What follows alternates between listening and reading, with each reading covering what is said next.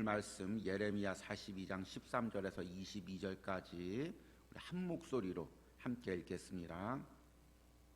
그러나 만일 너희가 너희 하나님 여호와의 말씀을 복종하지 아니하고 말하기를 우리는 이 땅에 살지 아니라 하며 또 너희가 말하기를 아니라 우리는 전쟁도 보이지 아니하며 나팔 소리도 들리지 아니하며 양식의 궁핍도 당하지 아니하는 애굽 땅으로 들어가 살리라 하면 잘못되리라.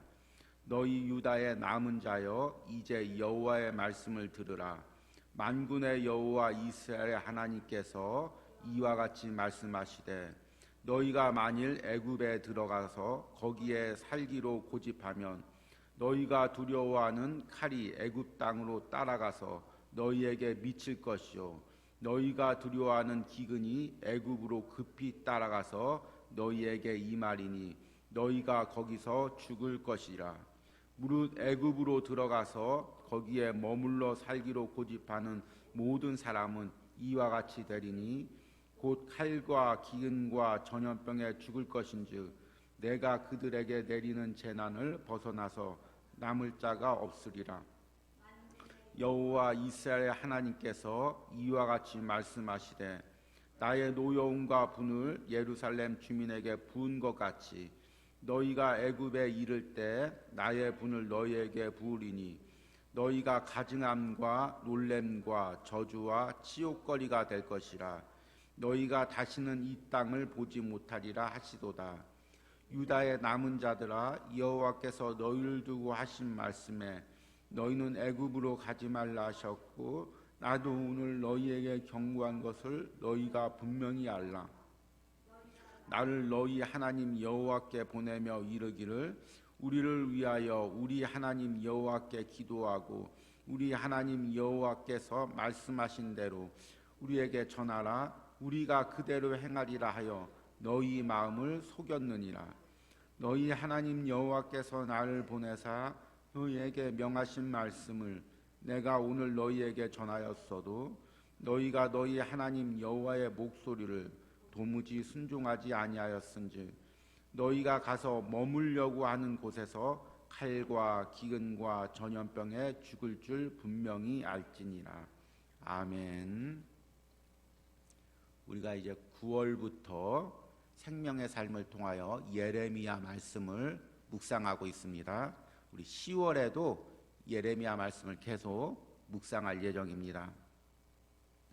예레미야 말씀을 묵상하면서 개인적으로 가장 크게 은혜를 받은 것 부분은 영적 분별이라는 부분입니다. 당시 예레미야 시대 때는 그 아수르라는 나라가 그동안 이 근동 지역과 팔레스타인을 지배하고 있던 아수르라는 나라가 멸망하고 바벨론이라는 나라가 새롭게 일어납니다. 그리고 그 바벨론이 남쪽의 강대국인 애굽과 갈그미스라는 곳에서 싸워서 크게 이기고 바벨론이 근동과 팔레스타인을 지배하는 강자가 됩니다. 그리고 그 바벨론이 이제 유다 지역을 공격해서 또 이 예루살렘과 유다를 멸망시키게 됩니다. 역사가 소용돌이치는 상황이었고 세상이 바뀌는 상황이었습니다. 그런데 유다 백성들은 그런 역사의 소용돌이 속에서 하나님의 뜻이 무엇인지를 분별하지 못했습니다. 그래서 끝까지 바벨론의 멍에를 지기를 거부하고 바벨론과 싸우다가 결국에는 예루살렘이 멸망하고 바벨론의 포로로 끌려간 것입니다. 하나님의 뜻을 분별하지 못하고 역사를 향한 하나님의 계획을 알지 못하고 내 인생을 향한 하나님의 계획을 알지 못했기 때문에 이처럼 어리석은 판단을 한 것입니다. 여러분, 지금 우리가 코로나 시대에 살고 있습니다. 시대가 바뀌고 있고 역사가 소용돌이치고 있고 인생들이 지금 방황하고 있습니다. 이 가운데서 하나님 뜻이 무엇입니까? 여러분, 교회를 향한 하나님 뜻이 무엇입니까? 내 인생을 향한 하나님의 뜻이 무엇입니까? 그것을 어떻게 알 수 있습니까, 여러분? 말씀을 통해서만 알 수 있습니다. 여러분들이 이 새벽에 예레미야 말씀을 묵상하면서 이 시대를 향한 하나님의 뜻을 그리고 내 인생을 향한 하나님의 뜻을 분별할 수 있는 은혜가 있기를 간절히 소망합니다. 오늘 말씀을 보니까 또 이렇게 하나님의 뜻을 묻는 사람들이 나옵니다. 요한안과 백성들입니다. 예루살렘이 멸망하고 바벨론 왕 느부갓네살이 당시에 이 그다랴라는 사람을 예루살렘과 유다의 총독으로 세웁니다. 나라가 멸망하고 다 불탔지만 그래도 이 그다랴 밑에서 백성들이 그나마 모여서 겨우 평안을 누리고 겨우 이제 회복을 누리려고 합니다. 그런데 이스마엘이라는 사람이 야 우리가 왜 바벨론의 명령을 들어야 되냐. 그리고 나서 그다랴를 갖다가 살해하고 그다랴를 따르는 백성들을 죽이고 그리고 예레미야를 포로로 끌고 가서 암몬이라는 나라에 항복하려고 합니다. 그러자 이 그다랴 밑에 있었던 요한안이 그 군사를 이끌고 가서 이 이스마엘을 죽이고 예레미야와 백성들을 다시금 회복시켜서 돌아옵니다. 문제는 이제 그 다음부터입니다. 바벨론 왕이 세운 그다랴라는 총리가 죽었으니까 분명히 바벨론이 우리에게 책임을 물을 텐데 우리가 살기 위해서는 안전한 애굽 땅으로 내려가야 되겠다. 그리고 예레미야에게 하나님의 뜻을 묻습니다. 우리가 애굽 땅으로 내려가는 것이 과연 하나님 뜻이냐? 이렇게 묻습니다. 예레미야가 무려 열흘 동안이나 기도하고 오늘 말씀에 하나님의 뜻을 이야기합니다. 그 하나님의 뜻은 무엇이냐면 요한안과 백성들 향한 하나님의 뜻은 첫 번째로 20절부터 나옵니다. 우리 같이 한번 읽겠습니다. 20절에서 우리 22절까지 같이 한번 읽겠습니다. 너희가 나를 너희 하나님 여호와께 보내며 이르기를 우리를 위하여 우리 하나님 여호와께 기도하고 우리 하나님 여호와께 말씀하신 대로 우리에게 전하라. 우리가 그대로 행하리라 하여 너희 마음을 속였느니라. 너희 하나님 여호와께서 나를 보내사 너희에게 명하신 말씀을 내가 오늘 너희에게 전하였어도 너희가 너희 하나님 여호와의 목소리를 도무지 순종하지 아니하였은즉 너희가 가서 머물려고 하는 곳에서 칼과 기근과 전염병에 죽을 줄 분명히 알지니라. 아멘. 하나님의 첫 번째 대답은 20절 끝부분에 보니까 너희 마음을 속였느니라.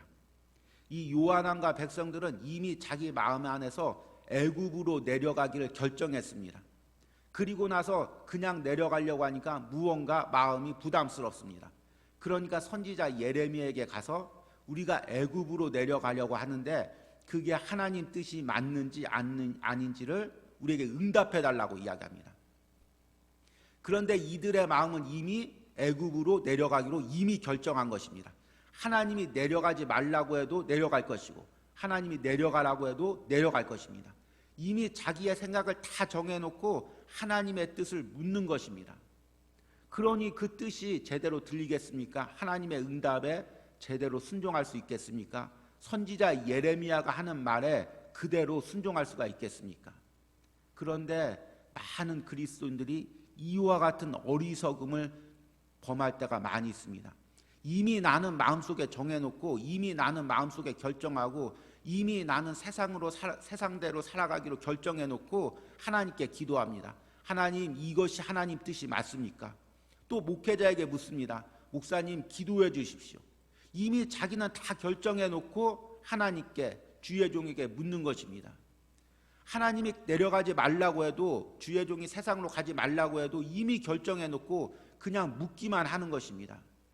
여러분, 지금 우리가 하나님의 뜻을 분별하면서 이처럼 어리석은 마음을 품고 있지 않은지 점검해 보시기 바랍니다. 지금 무엇을 결정하기에 앞서서 이미 내 마음으로 이미 정해놓고 그 다음에 하나님께 묻고 있지 않는지 한번 내 마음을 들여다보시기 바랍니다. 그렇다면 다 일단 내려놓고 다 포기하고 하나님 뜻이 무엇이든지 그대로 순종하겠습니다. 그 마음을 먼저 내 안에 가지고 그리고 하나님께 기도하고 뜻을 분별하는 그런 은혜가 있길 바랍니다. 두 번째 하나님의 응답은 애굽으로 내려가지 말라는 것입니다. 13절에서 14절 우리 같이 읽겠습니다. 그러나 만일 너희가 너희 하나님 여호와의 말씀을 복종하지 아니하고 말하기를 우리는 이 땅에서 살지 아니하며 또 너희가 말하기를 아니라 우리는 전쟁도 보이지 아니하며 나팔 소리도 들리지 아니하며 양식의 궁핍도 당하지 아니하는 애굽 땅으로 들어가 살리라 하면 잘못되리라. 당시에 이 유다 땅은, 예루살렘 땅은 그 말 그대로 황폐했습니다. 여러 차례 바벨론이 공격을 했었고 여러 차례 전쟁이 있었고 결국에는 나라가 멸망했고 백성들은 포로로 끌려가고 결국에 남아있는 사람들만 있습니다. 먹을 것도 없고 전쟁과 기근이 끊이지 않는 땅이었습니다. 아무도 살기를 원하지 않는 땅이었습니다. 그런데 하나님은 유다 백성들에게 그곳에서 머물러서 하나님의 회복을 기다리라고 이야기합니다. 그런데 14절에 보니까 또 너희가 말하기를 아니라 우리는 전쟁도 보이지 아니하며 나팔 소리도 들리지 아니하며 양식의 궁핍도 당하지 않은 애굽 땅으로 들어가 살리라 하면 잘못되리라. 이 요한왕과 백성들 사이 생각에는 유다 땅은 더 이상 인간이 살만한 곳이 아니었습니다. 이곳에는 소망이 없어 보입니다. 여기 살면 고난과 어려움만 있을 것 같습니다. 그래서 애굽 땅을 보니까 그곳은 안전해 보이고 전쟁이 없을 것 같고 기근이 없을 것 같고 사람의 그늘이 있을 것 같고 상황을 보기에 그곳이 더 좋을 것 같습니다. 그래서 하나님의 명령 대신 내 생각에 좋아 보이는 애굽 땅으로 내려가려고 합니다. 하나님은 그것이 잘못되었다고 이야기합니다. 여러분, 오늘 내가 선택하는 곳에서 혹시 하나님의 명령을 어기고 사람을 의지하고 세상을 바라보고 선택하고 있는 것이 아닌지 분명히 판단하시기 바랍니다. 분명히 분별하시기 바랍니다. 하나님은 고난처럼 보여도 때로는 어려움처럼 보여도 여기에 머물라고 합니다. 그런데 인간은 조금만 어려우면 내 생각으로 사람을 의지하고 세상을 바라보고 좋아 보이는 곳으로 선택을 합니다. 여러분, 지금 내가 선택하는 것이 영적인 눈을 들어서 하나님의 뜻인지 내 눈에 좋아 보이는 애굽인지 판단할 수 있는 그런 은혜가 있길 바랍니다. 그리고 분별할 수 있는 그런 은혜가 있길 바랍니다. 말씀을 맺으면서 지금 우리가 예레미야 시대처럼 고난의 시대를 살고 있습니다. 인간의 힘으로 해결할 수 없는 코로나라는 그런 어려움을 우리가 당하고 있습니다. 그래서 사람들은 이 고난의 시기를 벗어나기 위해서 나름대로 자기의 방법대로 몸부림을 칩니다. 세상 사람들은 이 방법 저 방법 몸부림을 칩니다. 그런데 하나님이 주신 고난이라면, 하나님이 주신 연단이라면 여러분, 우리가 묵묵히 이 시대를 참고 견디는 은혜가 있어야 됩니다. 하나님이 고난을 주셨을 때는 인간의 방법대로 몸부림을 치는 게 아니라 참고 인내하고 기도하면서 그 고난의 시기를 감당해야 됩니다. 하나님께서 그 고난을 통해서 회복시키고자 하는 뜻이 분명히 있기 때문입니다. 예레미야가 3장 26절에서 28절에 이런 말씀이 있습니다. 사람이 여호와의 구원을 바라고 잠잠히 기다림이 좋도다. 사람이 젊었을 때 멍에를 매는 것이 좋으니 혼자 앉아서 잠잠할 것은 주께서 그것을 그에게 메우셨음이라. 아멘. 지금 이 시대 하나님이 내게 주신 멍에는 무엇입니까? 우리 교회에게 주신 멍에는 무엇입니까? 한국이라는 이 나라에게 주신 멍에는 무엇입니까? 여러분, 우리가 이것을 묵묵히 감당하시는 은혜가 있길 바랍니다. 그리고 그 멍에 가운데 담긴 하나님의 뜻을 분별하는 은혜가 있길 바랍니다. 내 힘으로 내 노력으로 발버둥치는 것이 아니라 이 가운데서 하나님이 주시는 회복이 무엇인지 깨닫게 하시는 것이 무엇인지 기도하면서 응답받으시는 그런 은혜가 있길 바랍니다. 이 새벽에도 성전에서 분별의 은혜를 달라고, 하나님 깨닫는 은혜를 달라고, 하나님 선택할 수 있는 하나님의 지혜를 달라고 기도하시길 바라고, 또 영상으로 이 말씀을 듣고 기도하는 심령들도 골방에서 기도하면서 하나님의 분별의 은혜를 받으시기를 간절히 소망합니다. 기도하고 마치도록 하겠습니다. 사람이 여호와의 구원을 바라고 잠잠히 기다림이 좋도다. 사람이 젊었을 때 멍에를 매는 것이 좋으니 혼자 앉아서 잠잠할 것은 주께서 그것을 그에게 메우셨습니다. 아멘. 하나님 유다 백성들에게 바벨론이라는 멍에를 주셨듯이 하나님 우리에게는 지금 코로나라는 멍에를 주셨습니다. 하나님 우리는 이 멍에가 너무 무겁습니다. 이 멍에가 너무 답답합니다. 그래서 이 멍에를 벗고자 각자의 방법으로 각자의 수단으로 몸부림을 치고 있습니다. 그러나 오늘 말씀 가운데 깨닫습니다. 하나님이 주신 멍에라면 우리가 이 멍에를 지고 이 고난의 시기를 감당할 수밖에 없음을 깨닫습니다. 하나님 성전에서 각자의 자리에서 기도하면서 이 멍에에 담긴 하나님의 뜻이 무엇이고 이 멍에를 통해서 하나님이 내게 주시고자 하는 영적 회복이 무엇인지를 깨달을 수 있는 은혜를 허락하여 주시옵소서. 특별히 코로나로 인해서 마음이 지치고 경제적으로 어려움을 당하고 직장에서 고난을 당하고 있는 성도들을 주여 불쌍히 여겨주시고 감당할 수 있는 은혜를 허락하여 주시옵소서. 하루하루를 이길 수 있는 은혜를 허락하여 주시옵소서. 이 예레미야 말씀을 통해서 하나님의 뜻을 분별하고 고난 중에서도 주시는 하나님의 위로를 경험하고 체험할 수 있도록 우리 성도들에게 은혜를 베풀어 주시옵소서. 이 새벽에도 기도하는 심령들마다 하나님 만나 주시고 성전에서 기도할 때 골방에서 기도할 때 하나님 그 영혼을 위로하여 주시고 심령에 풍성한 은혜를 부어 주시길 바랍니다.